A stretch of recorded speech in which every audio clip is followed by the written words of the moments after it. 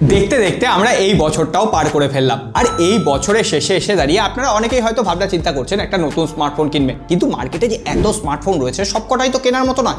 প্রত্যেকটা কোম্পানির বেশ কিছু ভালো স্মার্টফোন রয়েছে, আবার ওই একই কোম্পানির বেশ কিছু জঘন্য স্মার্টফোন রয়েছে যেগুলো কিনলে আপনার পকেট কাটতে বাধ্য। যাই হোক, আজকে আমরা সেই সমস্ত স্মার্টফোন নিয়ে কথা বলবো যেগুলো এই 2024 সালের শেষে এসে দাঁড়িয়ে একদম নইব চ। যাই হোক, আমরা প্রত্যেকটা লিস্ট একদম রিসার্চ করে কভার করার চেষ্টা করব, আর এই ধরনের আপডেটেড লিস্ট পেতে অবশ্যই সাবস্ক্রাইব, লাইক এগুলো করে রাখবেন। আর যারা নতুন স্মার্টফোন কিনবেন বলে ভাবছেন আগামী 3 মাসের মধ্যে, তাদের সাথে ভিডিওটা শেয়ার করে দিতে পারেন।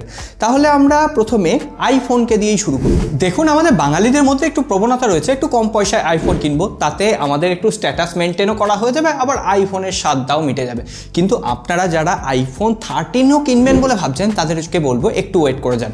মোটামুটি আজকের দিনে দাঁড়িয়ে একমাত্র কেনার মতো যেটা আইফোন সেটা হচ্ছে আইফোন 15 আর আইফোন 16। যাদের পয়সা আছে কিনবেন। আমি বলবো আইফোন 16 কেনার দরকার নেই, নর্মালি আইফোন 15 কিনলে আপনি iOS এর ভালো এক্সপিরিয়েন্স নিতে পারবেন। কিন্তু হ্যাঁ, অ্যাপেল ইন্টেলিজেন্সের ক্ষেত্রে সর্বনিম্ন যে র্যামটা লাগে 8GB, সেটা কিন্তু আইফোন 15 নেই। তখন আপনাকে আইফোন 15 প্রো ম্যাক্স এই সমস্ত ভ্যারিয়েন্ট নিতে হবে। তাই জন্য আজকের দিনে অ্যাপেল ইন্টেলিজেন্স ব্যবহার করার জন্য আপনার কোনো পুরনো আইফোন কিনলে হবে না। তাই জন্য বলছি আপনারা ওয়েট করে যান, মাস 2-এর মধ্যে আইফোন SE4 লঞ্চ করবে।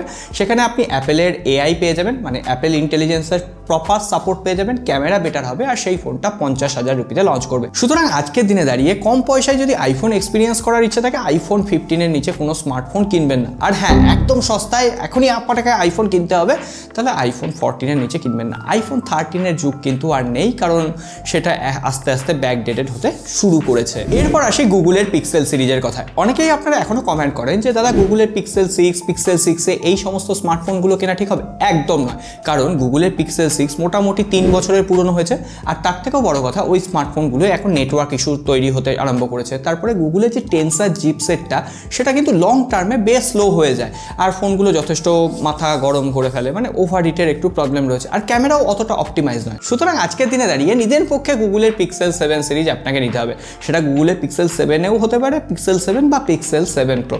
আর 8 সিরিজের এখন দাম বেশি, 9 সিরিজও লঞ্চ করে গেছে। সো ঠিক আছে, 7 সিরিজ আপনারা কম পয়সায় এক্সপিরিয়েন্স নেওয়ার জন্য অবশ্যই ট্রাই করতে পারেন। তবে আমাদের পরিবারের তরফ থেকে দুটো স্মার্টফোন কোম্পানিকে সম্পূর্ণরূপে ব্যান করা হয়েছে।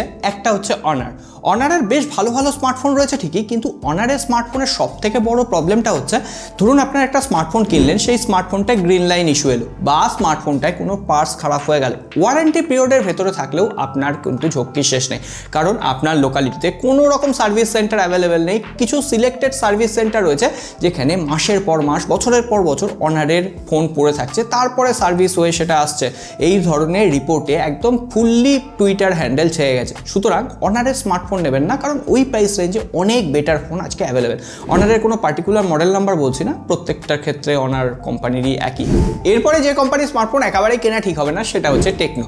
হ্যাঁ, দু একটা টেকনোর ভালো স্মার্টফোন রয়েছে বই কি, কিন্তু 10,000 রুপির নিচে টেকনো স্মার্টফোন কিনলেন মানে সেখানে যে ইউআই এক্সপিরিয়েন্স রয়েছে না, সেটা একেবারে ঘাটিয়া। সুতরাং আপনার বাজেট যদি নিতান্তই কম হয় তাহলে সেক্ষেত্রে মোটোরোলা স্মার্টফোন নিতে পারেন।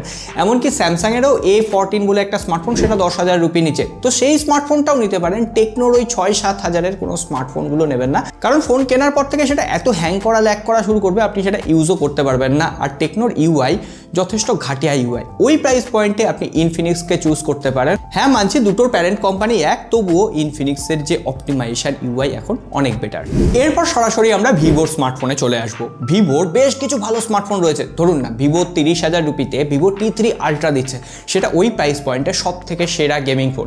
Vivo V30 pro, Vivo V30 এই স্মার্টফোনগুলো আজকের দিনে সব থেকে value for money. Vivo V30 pro 30,000 রুপিতে যদি আপনি পেয়ে যান, ওই প্রাইস পয়েন্টে সব থেকে সেরা ক্যামেরা কোয়ালিটি প্রোভাইড করতে পারে। কিন্তু হ্যাঁ, এর পাশাপাশি ভিভোর দু একটা স্মার্টফোন রয়েছে, যেমন ভিভো রিসেন্টলি Y300 বলে একটা স্মার্টফোন লঞ্চ করেছে। ওটা একেবারেই ভ্যালু ফর মানি স্মার্টফোন নয়, একটু ওভার প্রাইসড। তো ওই প্রাইস পয়েন্টে ভিভো T3 অ্যাভেলেবেল রয়েছে। ভিভো T3 অনেক বেটার ফোন। আর একটু কম দামে ভিভো T3X রয়েছে, ভিভো T3 লাইট রয়েছে, যেগুলো রিব্র্যান্ডেড হয়ে IQ Z9, IQ Z9X। So ওই ফোনগুলো ট্রাই করতে পারেন। আর ভিভো V40 ই যে স্মার্টফোনটা লঞ্চ করেছে ওই ফোনটার ক্যামেরা যথেষ্ট ভালো, আমরা রিভিউ করেছি, আই বাটনের লিঙ্ক আছে, একবার দেখে নেবেন। কিন্তু আপনার যদি ক্যামেরা প্রেফারেন্স বেশি হয়, টেলিফটো সেন্সরের দরকার হয়, তাহলে একটু দাম বাড়িয়ে সেক্ষেত্রে ভিভো V30 Pro আপনার জন্য বেটার অপশন। আর গেমিং এর জন্য ভিভো T3 Ultra। এরপরে তাহলে স্যামসাং এর লিস্টটা শেয়ার করে নিই। প্রথমত স্যামসাং এর A36 আর A56 আর 3 মাসের মধ্যেই লঞ্চ করবে, সুতরাং আমি বলবো স্যামসাং এর A55 আর A35 এই দুটো স্মার্টফোন থেকে এখন দূরে থাকাই ভালো, কারণ ওই দুটো ফোনে অত ভ্যালু ফর মানি অফার করছে না। কিন্তু হ্যাঁ, আপনি যদি স্যামসাং এর 30,000 রুপিতে সেরা ক্যামেরা ফোন চান, তাহলে S23 ফ্যান এডিশন এখনো পর্যন্ত ক্যামেরার দিক থেকে সুপার অপশন। হ্যাঁ, ফোনটাই মানছি যে অত ভালো গেমিং পারফরমেন্স হয় না, কিন্তু স্যামসাং এর ফোনের যে এক্সপিরিয়েন্স, AI ফিচার, সেগুলো সম্পূর্ণ S23 ফ্যান এডিশনে অ্যাভেলেবেল। আর A55 এর দামে S23 ফ্যান এডিশন পাওয়া যায়, সুতরাং S23 ফ্যান এডিশন নেওয়াই ভালো। আর যারা A35 কিনবেন বলে ভাবছেন, তাদের বলবো একটু টাকা জমিয়ে S23 FE এর দিকেই এগোন। আর 20,000 রুপিতে যদি বেস্ট স্যামসাং এর ফোন হয়, তাহলে স্যামসাং M35 একমাত্র অপশন। কিন্তু হ্যাঁ, এই প্রাইস রেঞ্জে স্যামসাং এর A16 স্মার্টফোনটা অ্যাভেলেবেল, যেখানে 6 বছরের অপারেটিং সিস্টেম আপডেট দেওয়া হবে। আমি বলবো তার থেকে value for money, performance better, camera better, সব কিছুতে স্যামসাং এর M35 আপনার জন্য বেটার হবে। আর আপনারা অনেকেই স্যামসাং এর পুরনো রিফারবিশ স্মার্টফোন কিনতে চান, তাদের জন্য বলে দিই স্যামসাং এর S22 সিরিজ নেওয়া একেবারেই ঠিক হবে না। আর যারা এখন S24 সিরিজ কিনবেন বলে ভাবছেন, তারা আর একটা মাস ওয়েট করে যান। দেখুন, S25 সিরিজ লঞ্চ হলে না S24 সিরিজের দাম অনেকটা কমবে, তো তখন আপনারা S24 সিরিজগুলো ট্রাই করতে পারেন। না হলে আজকের দিনে দাঁড়িয়ে 40,000 রুপিতে S23 স্মার্টফোনটা পাওয়া যায়, তো S23 সব থেকে better deal camera centric smartphone যারা খুঁজছেন। আর নর্মাল পুরনো S22 series, S21 series, S10 সিরিজের স্মার্টফোনও এখন কমেন্ট করেন যে কেনা ঠিক হবে কিনা, একদম কিনবেন না, সেখানে পারফরমেন্স বেকার, AI ফিচার নেই। S22 সিরিজে AI ফিচার রয়েছে, কিন্তু সেখানে গ্রিন লাইন ইস্যু আসছে, তো পুরনো হয়ে গেছে, ওয়ারেন্টি পাওয়া যাবে না, কেনার দরকার নেই। এরপরে যদি রেডমির লিস্টে আসি, তাহলে রেডমি A4, যেটা নিয়ে এত চর্চা হলো, 10,000 রুপির নিচে সেরা 5G স্মার্টফোন, ওই ফোনটা কেনা একদম উচিত হবে না, কারণ ওই স্মার্টফোনটাই জিওর 5G চলবে ঠিকই, কিন্তু এয়ারটেলের 5G চলবে না। বুঝে দেখুন, যাদের এয়ারটেলের সিম আছে তারা 5G ইউজ করবে না। সুতরাং 10,000 রুপিতে 5G smartphone Motorola G35 available, নিয়ে নিন, ওটা কেনার দরকার নেই। আর তার থেকেও বড় কথা, রেডমি নোট 14 সিরিজের প্রত্যেকটা স্মার্টফোন, রেডমি নোট 14 হতে পারে, নোট 14 প্রো এবং নোট 14 প্রো প্লাস, আমার কাছে একেবারেই ভ্যালু ফর মানি লাগেনি। তবে হ্যাঁ, নোট 14 প্রো প্লাসের ক্যামেরা কেমন হবে সেটা এখন দেখার বাকি, টেস্টিং বাকি রয়েছে, কিন্তু ওভারঅল ওই প্রাইস পয়েন্টে আপনি বেটার ডিল পেয়ে যাবেন। রেডমি নোট 14 থেকে আমার মনে হয়েছে ওই প্রাইস পয়েন্টে মোটোরোলা G85 অনেক better option, IQ Z9s better option, so ওই ফোনগুলো দেখতে পারেন।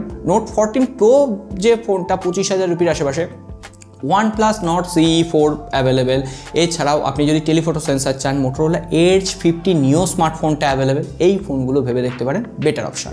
এরপরে রিয়েলমির কথা বলতে গেলে, আপনারা যারা রিয়েলমি 13 সিরিজের স্মার্টফোন কিনবেন বলে ভাবছেন, তাদেরকে বলবো ওয়েট করে যেতে, কারণ আর এক মাসের মধ্যেই রিয়েলমি 14 সিরিজ লঞ্চ করবে, তখন অবভিয়াসলি রিয়েলমি 13 সিরিজের দাম আরও কমে যাবে। কেন দাম বেশি দিয়ে কিনতে চাইছে? রিয়েলমি 14, 14 প্রো এবং 14 প্রো প্লাস তিনটে স্মার্টফোন লঞ্চ করবে, যদিও স্পেসিফিকেশন অতটাও আকর্ষণীয় নয় যে আপনাকে ওয়েট করে থাকতে হবে। আপনি চাইলে এখনও এই মার্কেটে যে কোনো স্মার্টফোন ভালোভাবে বেছে নিতে পারেন। আর একটা রিয়েলমি স্মার্টফোন রয়েছে, রিয়েলমি 13 প্লাস, এই স্মার্টফোনটা অবশ্যই কিনবেন না, কারণ এটা যথেষ্ট ওভার প্রাইস। তার জায়গায় রিয়েলমি নার্জো 70 টার্বো বলে একটা স্মার্টফোন রয়েছে, ওই ফোনটা নিতে পারেন, অনেক বেটার স্পেসিফিকেশন অফার করছে। OnePlus-এর তরফ থেকে OnePlus Nord CE4 Lite আর OnePlus 11R এই সমস্ত স্মার্টফোন কেনার দরকার নেই। OnePlus 12R যারা কম দামে পাচ্ছেন তারা নিতে পারেন। OnePlus Nord 4 এই ফোনটাও আপনারা একবার ভেবে দেখতে পারেন। CE4 এই ফোনগুলো কিন্তু যথেষ্ট ভ্যালু ফর মানি। আর OnePlus-এর যারা গ্রিন লাইন ইস্যু নিয়ে ভয় পাচ্ছিলেন, তাদেরকে বলে দিই, OnePlus গ্রিন লাইন ইস্যুর জন্য লাইফ টাইম ওয়ারেন্টি প্রোভাইড করছে, কিন্তু হ্যাঁ, ফোনটায় কোনো রকম হাত থেকে পড়া, স্ক্র্যাচ লাগা এইসব থাকলে চলবে না। এরপর বাকিটা আপনার ব্যাপার।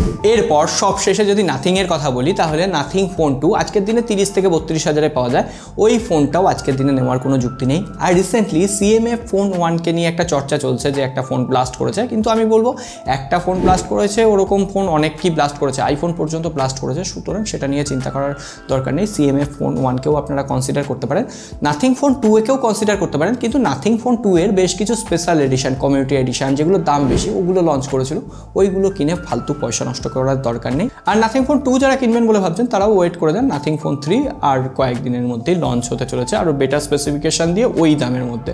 সুতরাং বাকিটা এবার আপনার। আমি যতগুলো লিস্ট পেয়েছি আপনাদের সামনে দেওয়ার চেষ্টা করলাম। তো এবারে আপনারা আপনাদের ফিডব্যাক অবশ্যই কমেন্ট বক্সে শেয়ার করবেন, আর যদি কোনো প্রশ্ন থাকে সেটাও শেয়ার করতে পারেন। আজকে আর কথা বলাচ্ছি না, সকালে ভালো থাকবেন, দেখা হবে আগামীবার।